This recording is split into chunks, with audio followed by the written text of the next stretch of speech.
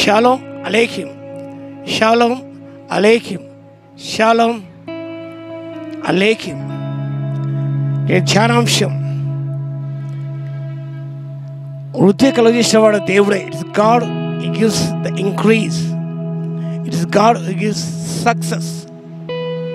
లేఖనం బాగా గమనించినప్పుడు అపోస్తలుల పౌలు కొరింథీ సంఘానికి రాస్తాం మొదటి పత్రిక 3వ అధ్యాయము 6-7 వచనాలు. First episode of Paul two Corinthians chapter 3 verse 6 and 7. నేను నాటితేనే అపోలో నీళ్లు పోసాను, వృద్ధి కలుగజేసిన దేవుడే. కాబట్టి వృద్ధి కలుగజే దేవునిలోను కానీ నాటువానిలోనైనాను నీళ్లు పోయేవాను ఏమీ లేదు. ప్రియులారా, ఈ లోక ప్రభువును ఉంచాడు, రక్షించాడు, విమోచించాడు. మనం ఇతర రక్షించాలని ప్రభు ఆశ. మనం వెలిగించబడ్డాం, ఇతర జీవితాలని మనం వెలిగింప చేయాలి. ఈ బాధ్యత దేవుడు మనకు అప్పగించాడు. ఈ లేఖన భాగం గమనించండి. నేను నాటిదిని అపోస్తలుడు అంటున్నాడు, have planted and Apollo watered it. ఒకరు నాటారు, మరొకరు నీళ్లు పోస్తారు, కానీ వృద్ధి చేసిన వాడు దేవుడే. Not Paul, not Apollos. మరొకరు కాదు, అపోలోస్ కాదు, పౌలు కాదు, మరొక వ్యక్తి కాదు. ప్రతి విశ్వాసి కూడా ఈ లోకంలో దేవుని వాక్యం ఇంత నాటుతూ ఉంటాడు, మరొకరు నీళ్లు పోస్తూ ఉంటారు, కానీ ఇంక్రీజ్ ఇచ్చేవాడు దేవుడే. సత్యాన్ని మనం గమనించాలి. Success depends on God, increase depends on God, fruitfulness depends on God, everything depends on God, not on the minister, not on the believer, not on the servants of God. It is a duty to plant, to sow the seed in the hearts of the people.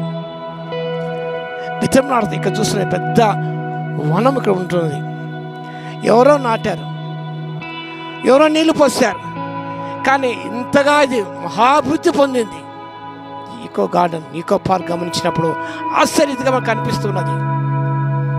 చెట్లు చాలా ఏపుగా పెరిగాయి. వృక్షాలు గమనించినప్పుడు చిన్న చిన్న మొక్కలు మహామ్రానులైపోయాయి. కానీ నాటు వాళ్ళలో లేదు ఆ గొప్పతనం, నీళ్ళు పోయే వాళ్ళలో లేదు, కానీ దేవునిలోనే ఆ గొప్పతనం ఉన్నది. కాబట్టి ఈ లోకం మనం జీవిస్తుండగా మన బాధ్యత నెరవేర్చాలి. కష్టపడాలి, మనం పని చేయాలి, వాక్యం అందువాలి, సువార్తను ప్రకటించాలి. ఆ ఫలితాలు దేవునికి వదిలివేయాలి. Leaving results to God. It is God he gives us good results, success and prosperity and plenitude and fruitfulness. Everything God gives. అది ఆయన చేతిలో, నా చేతిలో లేదు. సేవక చేతిలో లేదు, విశ్వాసం చేతిలో లేదు. మన బాధ్యత మనం నెరవేర్చాలి. మిగతా విషయాలు దేవుడు చూసుకుంటాడు. ఆ ఫలితాన్ని దేవుడు ఇస్తాడు. నీ ఆహారం నీళ్ళ మీద వేయము, ఆ తర్వాత కనిపిస్తుంది అన్నాడు.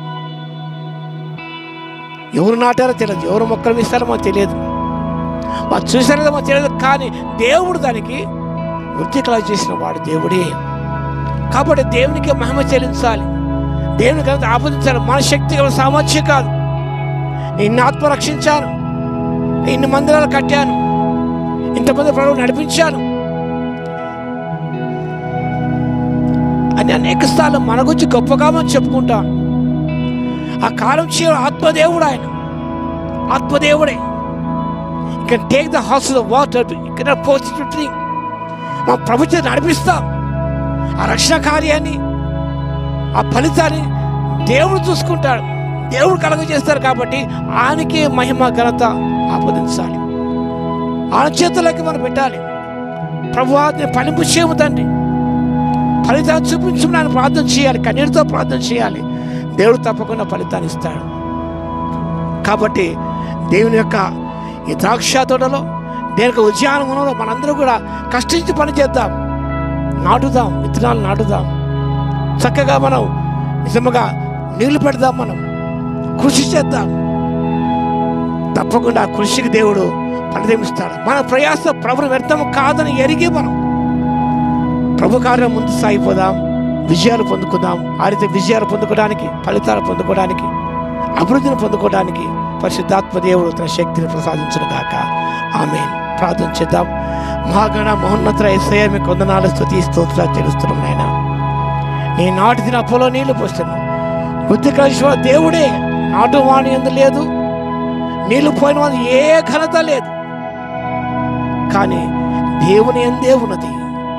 సత్యాన్ని ప్రభు మాకు అందించేస్తాను, మీకు స్తోత్రాలు. కానీ మీ మీద ఆధారపడతాను, మీ ఆత్మశక్తి ప్రభువ కష్టించుతా నేను ప్రభువ, మేము దాన్ని విత్తనాలు నాటడానికి, వాక్యము నీళ్ళు మారుతూ పోయడానికి తండ్రి, అతని ఫలితాలు మాకు కల్లారా మేము చూడటానికి దాని కృపను ఇవ్వగలందుకు మీకే స్తుతి స్తోత్రాలు చెల్లిస్తూ ఘనత మీకు ఆపాదిస్తూ యేసయ్య నామమున ప్రార్థించి వేడుకొచ్చున్నాము తండ్రి.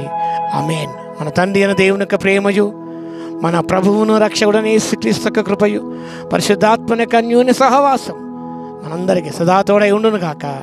ఆమేన్.